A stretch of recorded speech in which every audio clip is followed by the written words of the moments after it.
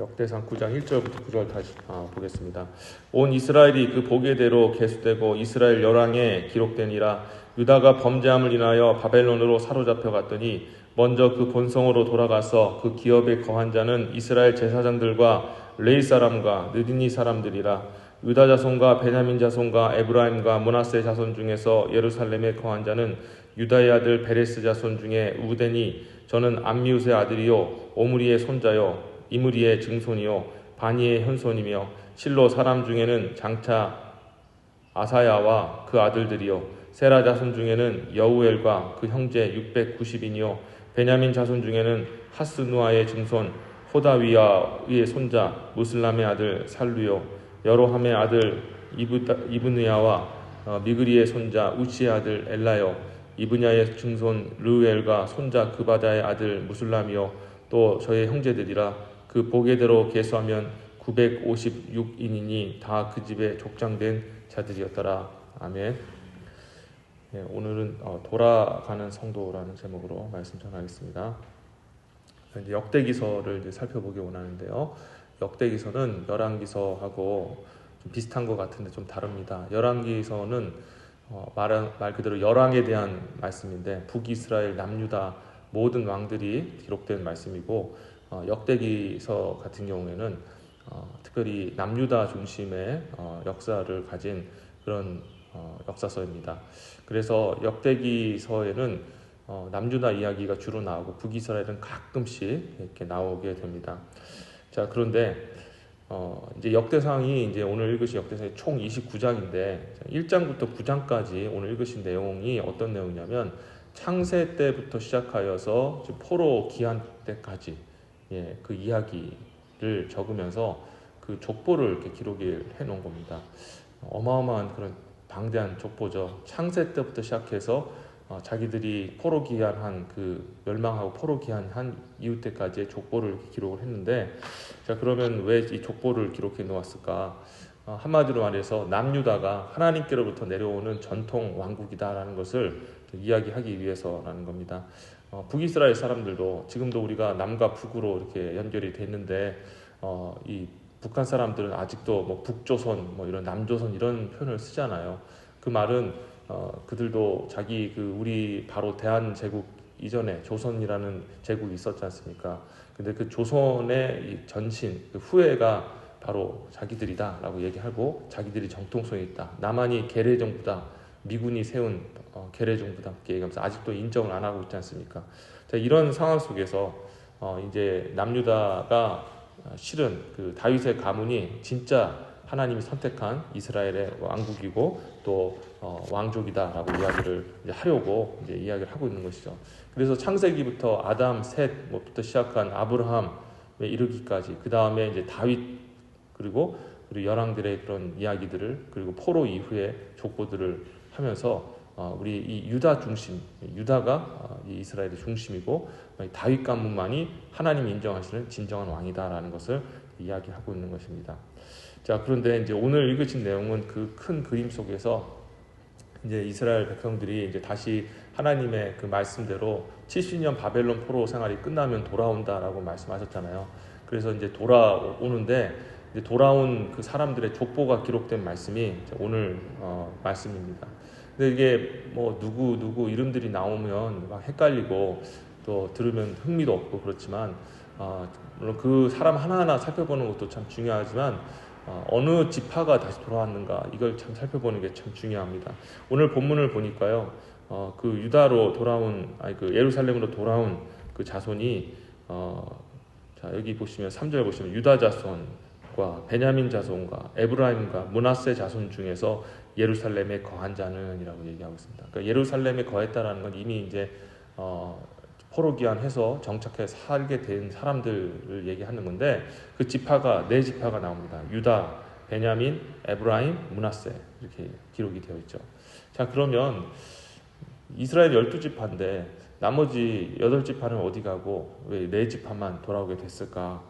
자, 첫 번째, 이 유다 지파는 당연히 예루살렘이 자기 또 그 하나님 주신 분깃 중에 하나였고, 또 예루살렘이 남유다의 이 중심 도시 아니었습니까? 하나님의 성전이 있는 곳이고요. 그래서 당연히 유다 지파는 예루살렘으로 오는 게 당연한 것이고요.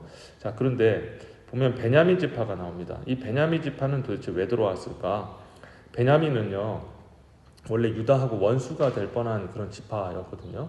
왜 그런 원수지간이었냐면 베냐민이 누구 동생입니까? 바로 요셉의 동생 아니겠습니까?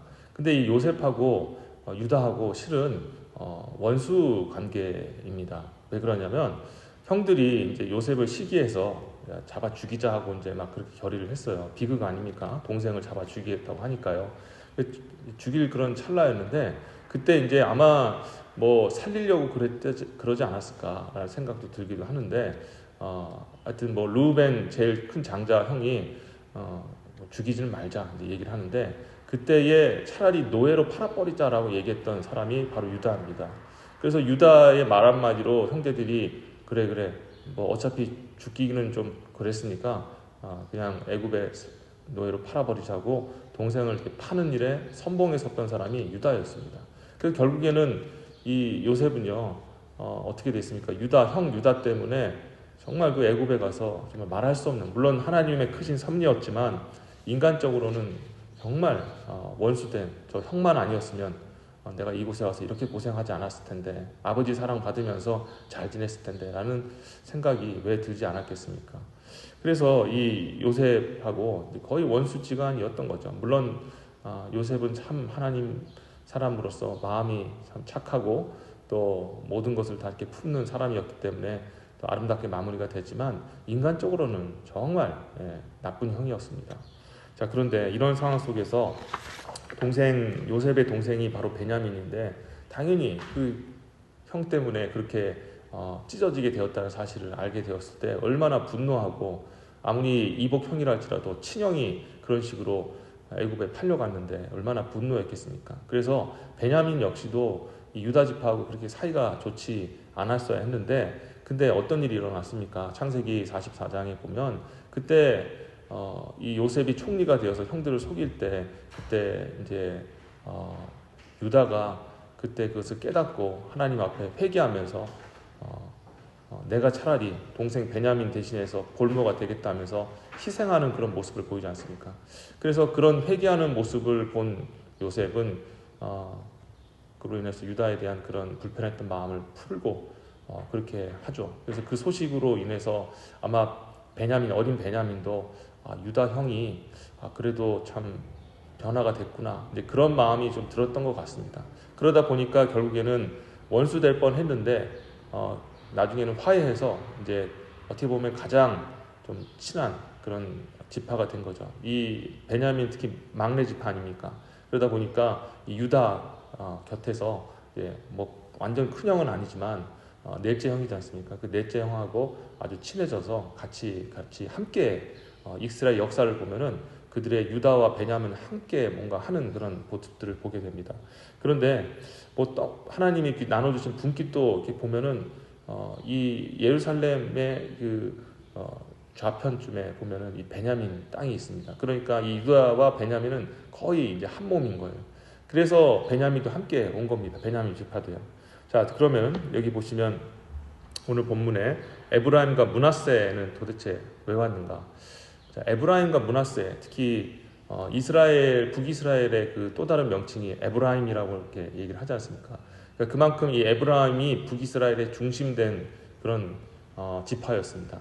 남과 북으로 이렇게 쪼개졌을 때 북이스라엘이 이제 에브라임 지파 중심으로 그렇게 뭉쳤죠. 근데 이 에브라임 지파도 그렇고 므낫세 지파도 마찬가지겠지만 이 지파는 어떤 지파입니까? 요셉 지파 아닙니까? 요셉의 두 아들 므낫세와 에브라임. 원래 므낫세가 장남이고 에브라임이 차남인데 이제 야곱이 이제 그 요셉의 아들들에게 축복할 때 손을 얹이겨서, 그래서 실질적인 형은 므낫세지만 영적인 형은 이제 에브라임이 되고, 하나님께서 그 에브라임을 이제 이스라엘의 또 다른 그런 별명으로 이제 북이스라엘을 부르실 때 에브라임아 이렇게 부르셨습니다. 자, 어쨌든 근데 이런 북이스라엘 중심 국가였던 에브라임, 그리고 또 같이 형제니까 므낫세가 주축이 되어서 북이스라엘의 이런 역할을 했는데, 그들이 참 하나님 앞에 악행도 많이 저지르지 않았습니까? 이 북이스라엘이 결국에는 이제 떨어지면서 이제 하나님을 배도하고 그냥 나라가 딱 떨어지는 그 순간부터 우상 숭배를 했는데 이 에브라임과 므낫세가 아주 주도적으로 이제 우상 숭배에 앞서게 되었습니다. 그런데 그런 패악한 그런 종이었지만 그 지파들이었지만 그들이 70년 이 바벨론 포로 생활을 하면서 이제 아마 깨달았던 것 같아요. 아, 그래도 우리가 물론 이 남유다와 같이 하나님 선택한 왕권이 있는 그런 지파는 아니었지만 그럼에도 우리가 이 요셉, 그 자기들의 어떻게 보면은 정말 그 애굽의 삶 속에서 가장 그 자기 모든 지파들 형들을 리드했던 그렇게 인도했던 형들의 생명을 구했던 그 요셉의 지파 아닙니까? 그러니까 자기들이 생각할 때에도 우리는 하나님 앞에 참 선택받은 지파다라는 그런 자부심이 있었겠죠. 그러니까 북이스라엘에서 나머지 그 10지파들의 리더가 되어서 그렇게 살았던 것입니다. 자, 어쨌든 중요한 것은요, 이들이 이 바벨론 포로 기간 동안에 회개를 했다는 거예요. 회개를 하고 우리가 이제 하나님을 가장 선봉해서 거절하고 하나님을 이제 미워했기에 이제는 다시 돌이켜서 먼저 하나님을 섬기고 앞장서는 그 어떤 민족보다 하나님께 나아가 회개하면서 다시 하나님 중심으로 살자라고 회개하고 이렇게 돌아오게 된 겁니다. 그 결국에는 그래서 유다와 베냐민과 에브라임과 므낫세 이 네 지파가 하나님이 말씀하신 대로 70년 바벨론 포로 생활이 끝나고 나서 돌아온 거예요. 근데 사람들이 생각할 때 뭐 돌아오는 게 뭐 대단한 건가라고 생각하지만 그게 쉬운 게 아니지 않습니까? 우리도 이민 생활을 여러분들이 10년, 뭐 20년, 30년 하신 분들인데 어느 날 갑자기 한국 돌아가라 그러면 이게 쉽습니까? 물론 우리의 마음과 또 우리의 생각들은 한국에 관심이 있고 또 한국 소식 듣고 싶고 그래서 한국 우리가 많은 그런 뉴스들을 접하는데 그럼에도 불구하고 우리는 여기에 이미 벌써 미국화 돼버렸어요. 인정할 건 인정해야 되죠. 한국에 돌아가도 낯설고 거기에 어떤 지난 과거에 우리가 끊어졌던 그런 문화와 그런 것들이 참 다시 받아들이기가 너무 힘든 겁니다. 그래서 우리는 미국에서 살아야 되죠. 그런데요, 중요한 것은 그 사람들이 그 모든 그 지파들이 12지파들이 그 바벨론 포로 생활을 했는데 다시 돌아오기가 쉬웠겠느냐. 그런데 그럼에도 불구하고 하나님 앞에 선택받았다라고 자부하는 그 네 지파는 결단하고 다 던져버리고 있었던 여러분들 다시 여기 이민한 거 아닙니까? 얼마나 힘들었겠어요. 70년간 뿌리를 내렸던 그 모든 것들을 다 뒤로 하고 집도 어떻게 보면은 뭐 우리가 생각할 때 포로 생활이 뭐 정말 사람들 뭐 애굽의 광야처럼 애굽 생활의 포로처럼 그때 종살이 한 건 아니었습니다. 그냥 가서 이민살이를 한 거죠. 물론 종처럼 힘들게 살아갔던 것은 사실이지만 애굽 때의 그 종살이 했던 것하고는 완전히 다르게 이민 생활이라고 이렇게 생각하시면 되겠습니다. 그러다 보면 이제 뿌리가 이제 쫙 밟히고 또 어떤 손자 손녀들은 이스라엘 말을 하지 못하고 바벨론 말을 하는 완전히 바벨론화 되어진 그런 자손들을 이끌고 다시 예루살렘으로 돌아온다. 약속의 땅으로 돌아온다. 이건 진짜 쉬운 일이 아니었던 것이죠. 그런데 중요한 것은 이 네 지파가 하나님 앞에 결단하고 돌아갔다는 겁니다. 자, 이것을 통해 우리가 무엇을 알 수 있냐면 하나님을 진짜 경외하고 사랑하는 그런 성도라면 하나님께 항상 회개하여 돌아가는 성도다라는 것을 기억해야 합니다. 참 성도냐 아니냐, 정말 바람이 나는 겨와 같은 성도냐, 알곡 성도냐, 무엇으로 비교할 수 있을까요? 많은 분들은 예배를 잘 드리는 것으로요, 봉사 열심히 하고 또 선교 가는 것으로요 평가를 하는데요, 그게 아니고 진짜 참 성도인가 가라지 같은 성도인가 분별하는 방법은 하나님 말씀에 반응하고 그 말씀에 순종하고 회개하고 돌아가는 그런 성도라는 것을 좀 기억해야 합니다. 아무리 하나님이 부르셔도 중요한 것은 그 70년 포로 생활이 끝나고 다시 옛 그 세상의 것들을 내려놓고 예루살렘에 돌아와서 하나님 중심적으로 살겠다 하는 그 민족이 하나님이 기뻐하시는 민족이고 그게 참 그리스도인의 모습이라는 것을 기억해야 된다는 거죠. 저와 여러분들이 오늘 이 말씀을 보면서 정말 돌아온 참 이스라엘 백성들이 되시기를 다시 한번 주의 이름으로 축원합니다. 항상 주님은 말씀하셨어요. 과거의 것은 내가 기억하지 않겠다. 과거에 우리가 어제까지 지었던 그런 잘못과 죄악이 있다 할지라도 오늘 돌이키고 회개하여 하나님께로 다시 돌아가면 용서받습니다. 그게 하나님의 은혜이죠. 우리가 이 은혜를 받았으니 얼마든지 돌아갈 기회가 있지 않습니까? 고로 과거 탓하지 마시고 다시 하나님께로 돌아가시는 저와 여러분 되시길 주의 이름으로 축원합니다. 그게 하나님을 기쁘시게 하는 것이고 하나님의 참 백성의 모습인 것이죠. 오늘도 주님 앞에 다시 한번 말씀을 붙들고 기도하면서 하나님, 제 과거에 특히 에브라임과 므낫세 지파는 오직 더했겠습니까? 하나님 앞에 우상 숭배하는 데 선봉에 섰던 그 백성 민족이었는데 하나님 앞에 회개하고 돌아간 것입니다. 저와 여러분들도 주님 앞에 회개하고 돌아가면 하나님 받아주실 줄 믿습니다. 오늘도 회개하시며 승리하시는 저와 여러분 되시기를 주의 이름으로 축원합니다. 네, 기도하겠습니다. 하나님 감사합니다.